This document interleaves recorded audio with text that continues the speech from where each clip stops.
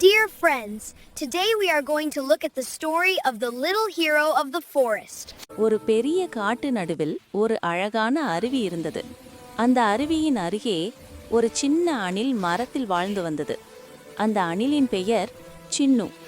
சின்னு தினமும் மரத்தில் ஏறி நட்டுகள் சேகரித்து நீரில் விளையாடி மகிழ்ந்தது. ஆனால் ஒரு நாள் மழை பெய்து அருவியின் நீர் மிகவும் வேகமாக பாய்ந்தது. அப்போது சின்னுவின் நண்பன் குயில் பறவையின் குஞ்சு தன் கூண்டிலிருந்து கீழே விழுந்தது. சின்ன உடனே ஓடி சிறிய குஞ்சை காப்பாற்ற வேண்டும் என்று முடிவெடுத்தது. அது ஒரு பெரிய பாறையை தாண்டி சிறிய கிளையிலிருந்து கிளைக்கு குதித்து குஞ்சை அடைந்தது.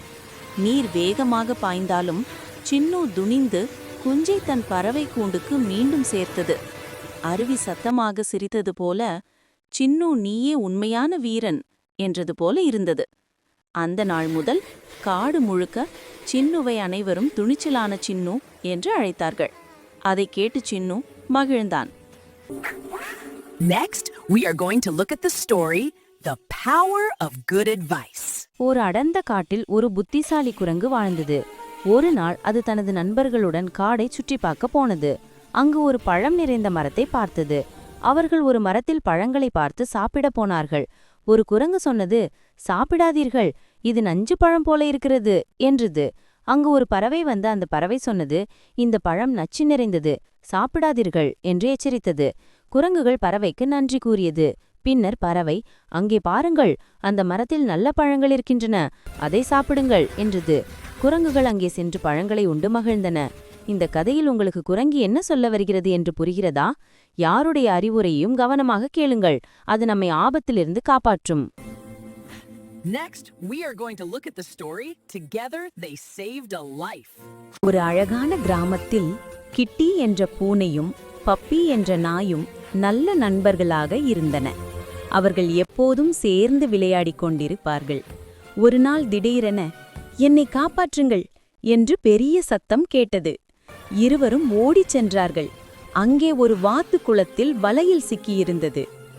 கிட்டி சொன்னது, நான் காப்பாற்றப் போகிறேன். ஆனால் பப்பி தடுத்தது, உனக்கு நீச்சல் தெரியாது, நான் போகிறேன், நீ இங்கே இருந்து உதவி செய் என்று சொன்னது. பப்பி நீந்தி சென்று வாத்தை வலையுடன் கரைக்கு கொண்டு வந்தது. அப்போது கிட்டி தனது கூர்மையான நகங்களால் வலையை கிழித்தது. வாத்து மகிழ்ச்சியுடன், நன்றி நண்பர்களே என்று கூறியது. அன்றிலிருந்து கிட்டியும் பப்பியும் இன்னும் நெருக்கமான நண்பர்களாக ஆனார்கள். அப்பொழுது வாத்து சொன்னது, உண்மையான நட்பு ஒருவருக்கொருவர் உதவி செய்வதில் தெரியும். Next, we are going to look at the story, The Animal's Garden. ஒரு நாள் கிராம மக்கள் எல்லோரும் விலங்குகளுக்கு உணவு கொடுக்கவில்லை. எல்லா விலங்குகளும் வருத்தத்தோடு இருந்தனர். அப்போது பன்றி சொன்னது, நாமே ஒரு தோட்டம் வைப்போம் என்றது. சில விலங்குகள் சிரித்தன. ஆனால் சிறிய பன்றி தனது நண்பர்கள் கோழி, ஆடு, பசு எல்லோருடனும் சேர்ந்து கிராமத்தில் ஒரு சிறிய தோட்டம் அமைக்க முடிவு செய்தது. கோழி கிராமத்திலிருந்து விதைகளை எடுத்து வந்தது. ஆடு தண்ணீர் எடுத்து வந்தது. பசு மண்ணுக்கு உரமிட்டது. கோழி மண்ணில் விதைகளை நட்டது. எல்லோரும் சேர்ந்து தினமும் தண்ணீர் ஊற்றி உரம் போட்டனர். சில நாட்களில் சிறிய பச்சை முளைகள் முளைத்தன. ஒரு மாதத்தில் நிறைய மலர்கள், காய்கறிகள், பழங்கள் வளர்ந்தன. எல்லோரும் சேர்ந்து அதை பகிர்ந்து உண்டு மகிழ்ந்தனர். அப்போது எல்லோரும் சேர்ந்து கூறினார்கள், ஒருமித்து பணிபுரிந்தால் எந்த செயலும் எளிதில் நிறைவேறும். Next, we are going to look at the story, A Beautiful Morning Adventure. ஒரு அழகிய காலை நேரத்தில் சிட்டுக்குருவி குடும்பம் பூத்தோட்டத்தை சுற்றி பார்க்க போனது. அங்கு அஜி என்ற சிறுமி மலர்களுக்கு நீர் ஊற்றிக் கொண்டிருந்தாள். அப்போது ஒரு இலை மீது ஒரு சிறிய சிட்டுக்குருவி அழுது கொண்டிருந்தது.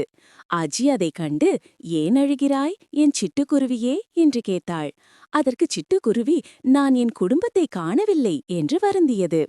அஜி புன்னகையுடன், கவலைப்படாதே, நாம் தேடலாம் என்றாள். அவள் சிட்டுக்குருவியை தன் விரலில் வைத்து தோட்டம் முழுவதும் தேட ஆரம்பித்தாள். அவள் ரோஜா செடியிடம், சிட்டுக்குருவியின் குடும்பத்தை பார்த்தீர்களா என்று கேட்டாள். பின்னர் பட்டாம்பூச்சியிடமும், சிட்டுக்குருவியின் குடும்பத்தை எங்கேயாவது பார்த்தீர்களா என்று கேட்டாள். அவ்வளவில் ஒரு இனிய மனம் காற்றும் வீசியது. அதை பின்தொடர்ந்தபோது டெய்சி மலர்களின் அருகே சில சிட்டுக்குருவிகள் விளையாடிக் கொண்டிருந்தன. அது என் குடும்பம் என்று சிட்டுக்குருவி மகிழ்ச்சியுடன் பறந்து சென்றது. அது தன் குடும்பத்துடன் இணைந்து குதூகலித்தது. அஜி சிரித்தாள். ஒவ்வொரு சாகசமும் ஒரு புதிய நட்பை தருகிறது என்றாள். Next, we are going to look at the story The Door to the Wonder World. ஒரு சூரிய கதிர் மின்னும் காலை வீட்டுத் தோட்டத்தில் மேரி, லூனா, பால் மூவரும் விளையாடிக் கொண்டிருந்தனர். அப்போது அவர்கள் ஒரு புதரின் கீழே வானவில் நிறம் மின்னும் ஒரு சாவியை கண்டனர். இது எங்கே கொண்டு போகும் என்று லூனா ஆச்சரியத்துடன் கேட்டாள். அவர்கள் அந்த ஒளிரும் தடத்தை பின்தொடர்ந்து பழைய ஆலமரத்துக்கு சென்றார்கள். பால் அந்த சாவியை ஒரு சிறிய மறைவு பூட்டில் சுழற்றியதும் ஒரு ரகசிய கதவு திறந்தது. அதற்குள் பறக்கும் மீன்கள், பேசும் மலர்கள், நட்சத்திரம் போல மின்னும் தங்கப்பாதை இவையெல்லாம் இருந்தன. அப்படித்தான் வூஷ் ஒரு காற்று வீச சாவி பால் கையிலிருந்து பறந்தது. அவர்கள் அனைவரும் மழைமேக பாலம் கடந்து சிரித்துக்கொண்டே அதை பின்தொடர்ந்தனர். இறுதியில் மேரி ஒரு பெரிய தாவலில் சாவியை பிடித்தாள். அதை அவர்கள் தங்கள் கிளப் வீட்டில் பாதுகாப்பாக வைத்தனர், அடுத்த மர்மத்துக்கு தயாராக. அந்த இரவு நட்சத்திரங்கள் மின்ன ஆர்வமுடன் மூவரும் வானவில் சாவி அவர்களை நாளை எங்கே அழைத்துச் செல்லும் என கனவு கண்டனர். ஆர்வம், நட்பு மற்றும் துணிச்சல் இருந்தால் சாதாரண நாளும் அதிசயமாக மாறும். Like and subscribe for our videos.